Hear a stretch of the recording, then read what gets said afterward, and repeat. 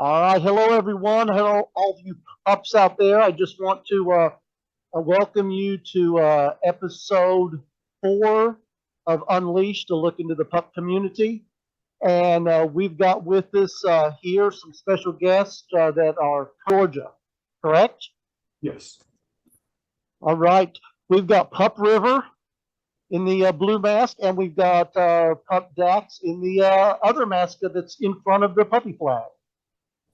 So I sent you a list of questions, but the information that you sent me via through Facebook was more interesting to me than my own questions and stuff. So I know you're working on your PhD in education and stuff, and you said you're dealing with a lot of the psychology behind pup play. Tell me a little bit about that.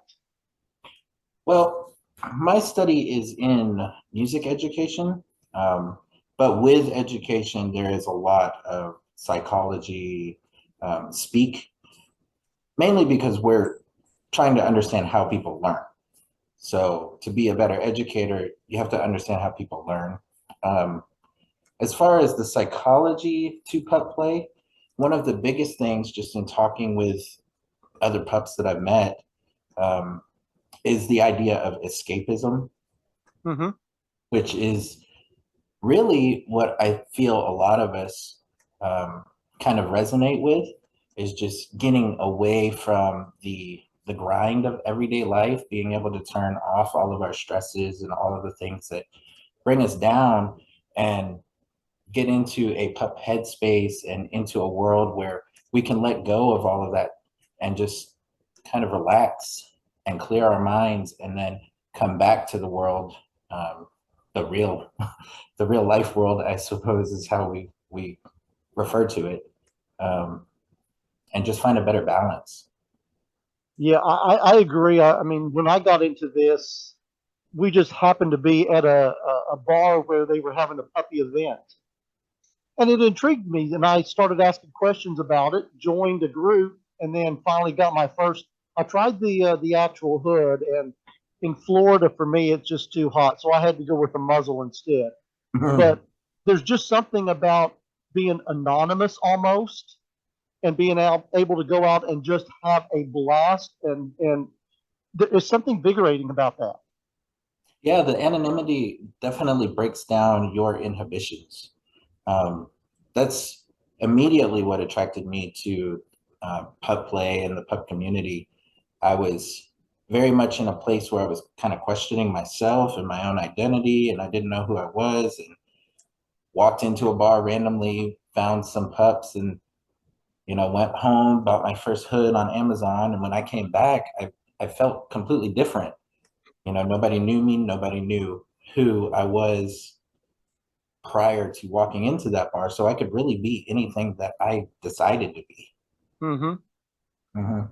Well, and you also had mentioned that Dax, your husband, that he's in the active military, and has there been any issues, being in the pup head space and also being in the military?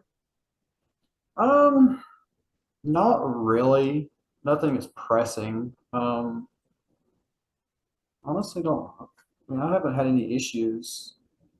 Have you Um, met other people that are also active military that are into the pup play community?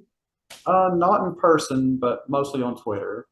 Okay, yeah, yeah. Well, we meet a lot of people there through all the social media. Hmm.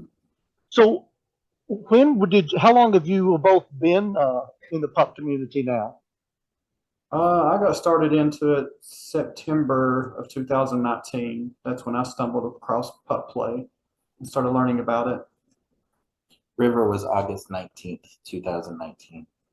So both y'all in 2019 got into the pup thing. So was there anything difficult for you guys getting into it? Um, for me, no. It was just more of wanting to learn the culture and find out what it was about before I decided to actually want to join into it. Um, what would you say?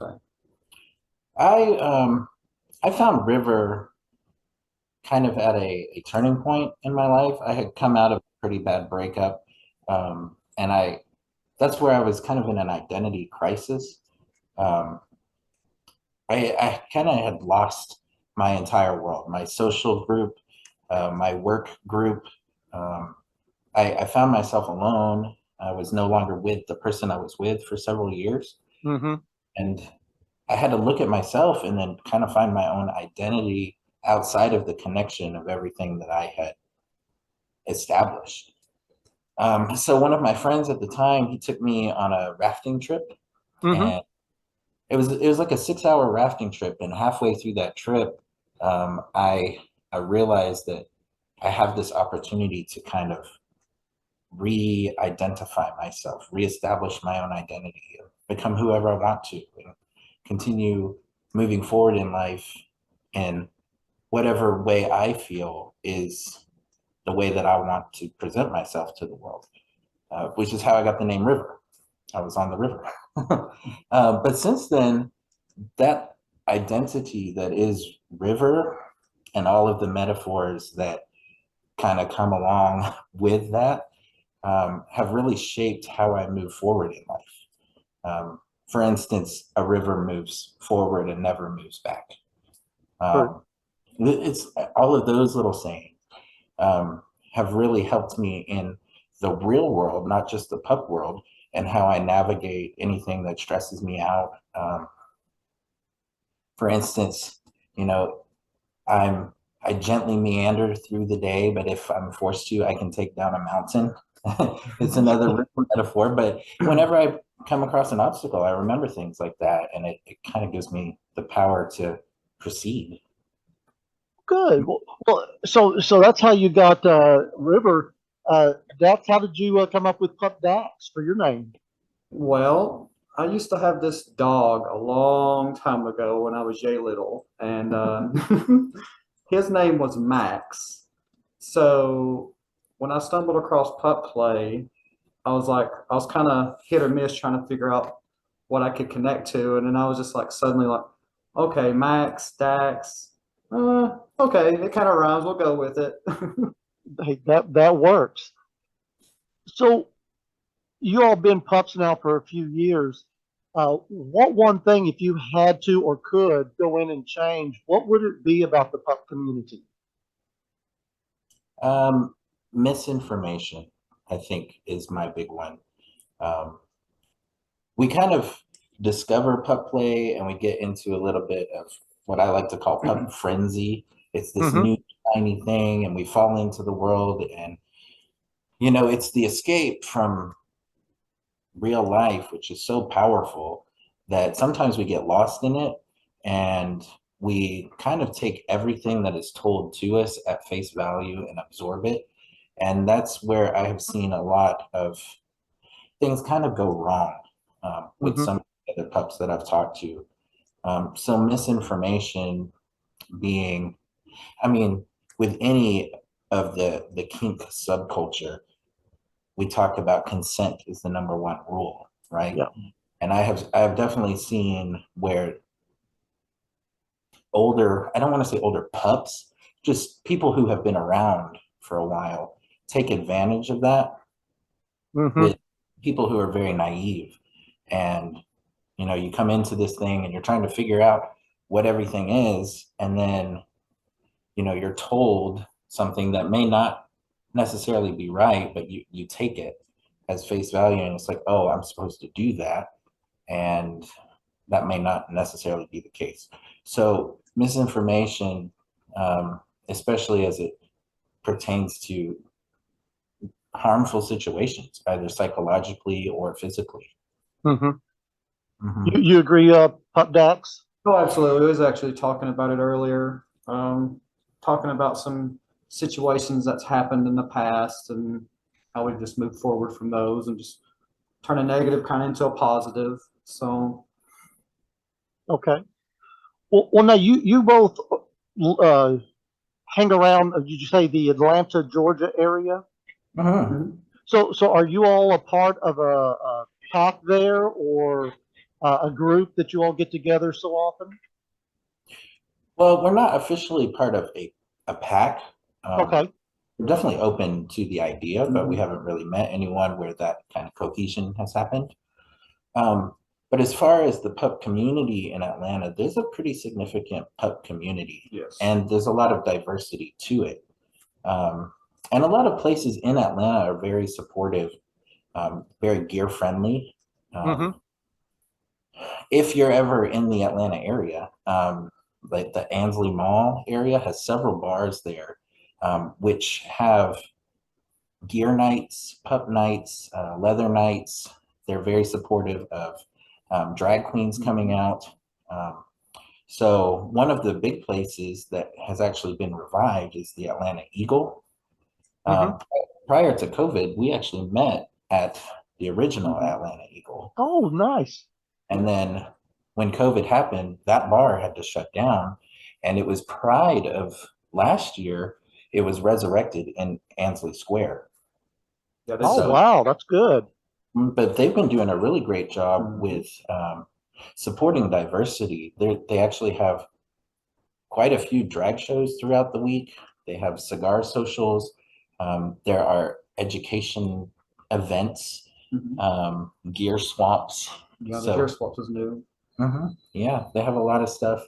The Hideaway is also in that area. Oscars, um, Felix's. Felix's. Those are the main bars, and then there are two shopping locations. Yeah, you have Barking Barking Leather, Leather.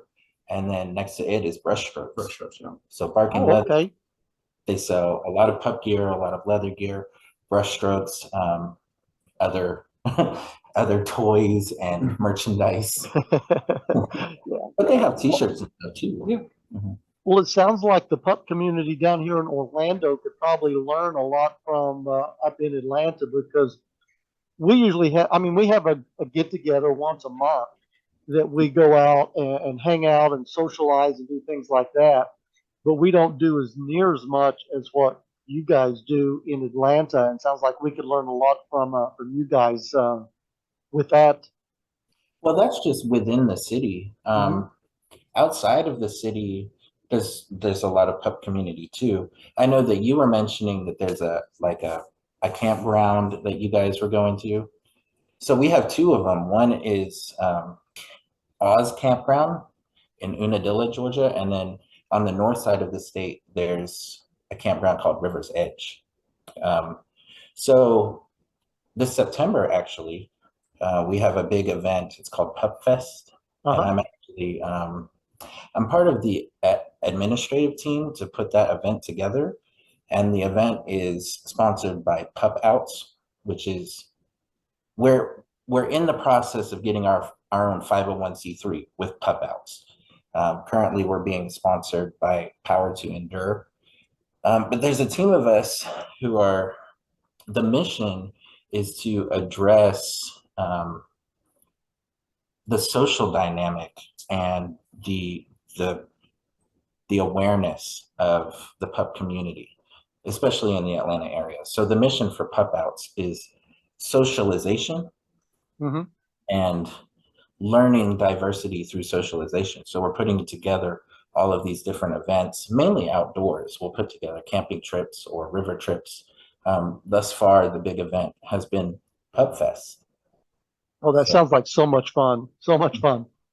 So let's say there's a new people wanting to get into the pup play community.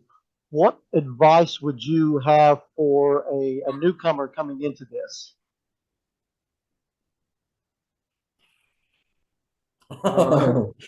don't be afraid to seek out your own information, Yes. I guess. And that ties back to the whole misinformation piece Yes. talking about earlier. Yeah, it's just don't always take things at face value.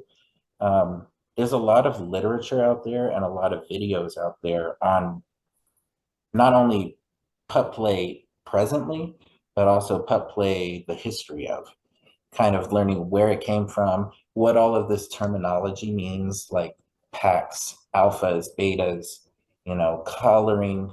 Um, all of that stuff can get really confusing really fast if you're being told different things from different people. Yeah, and that's the stuff that I'm currently working on now. Is I'm getting in trying to educate myself on the difference with all of that, because I got into it just because I love it. But now I'm starting to learn more of the hierarchy of the pup community and all the different positions that there are within it. And it's pretty interesting to me. I know to me, it's like Headspace is just so like, it's like my therapy. Like, it's just amazing to just kind of just let the world go and just kind of fall into this deep headspace and just be a silly dog. Yeah, exactly. That's the fun part about it. So I started with the last episode that we did, and we had a pup. We're letting them. You guys will get to do it too, but ask a question to the next people or next pups coming on to the following podcast. So this was asked by Pup Spirit from Dayton, Ohio, and he wanted to know, what is pup play to you guys? That was his question. It's definitely fun. It's definitely fun. It's definitely fun. It's the balance, I think, Yeah. for me. It is that escapism. It is having that thing that takes away from the negative of the rest of the world. That being said, there's also a little bit of a struggle to it as well. I have found that it's kind of like putting myself back in the closet because you have to be careful who you talk to about it, and Yes. I think that's moving forward would be my question to the next pup is, where do you stand, or how do you kind of approach letting somebody in and telling them coming out of the closet to them as a pup? So basically, just how do you come out of the closet as being a pup to somebody close to you, or a friend, or a colleague, or someone like that? Yeah. All right. I know pup play for, because he's going to be leaving soon, so I'll be continue on my thing down here. I know we do a lot of video chats and stuff like that and try to keep the headspace going, because down here, like, I don't have no one to talk to about it. It's kind of a struggle in itself. I usually just get on social media platforms where I'll talk to him about it whenever I'm kind of down about it, because Uh-huh. yeah. So, just not to be too nosy, but how long have y'all been doing a long distance relationship type thing? Well, we're newlyweds as of August. Yeah. So we got married in August. He deployed in October. Oh man. And he's down for a year so far, but it could be longer than that. Yeah. But we were together for about 2 years 2 years prior. before getting married. Well, first, congratulations to you both. So that's pretty awesome and everything. But, well, I thoroughly enjoyed being able to have some time to sit here and speak with you two and stuff. It was a pleasure on my end. And I'm going to work on getting this edited tonight and ready to post and stuff. But any other parting words that you guys would like to share before we sign off with this? You have anything? Well, he's the talker. I'm just. I'm the talker.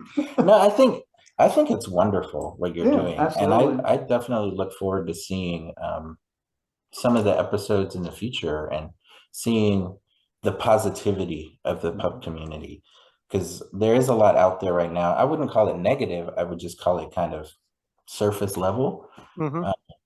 But some of the real authentic stories of pups and bringing the pup community closer, not only in your own city or region, but internationally, which is one of the biggest things that I have found to be impressive with the pup community. Is there's so many of us out there all around the world. Oh, and I see that now because ever since I was reaching out in Facebook and Instagram and stuff, I've just had them reach out from all over the world. My first one was from Vienna, Austria, episode 1, which was pretty awesome.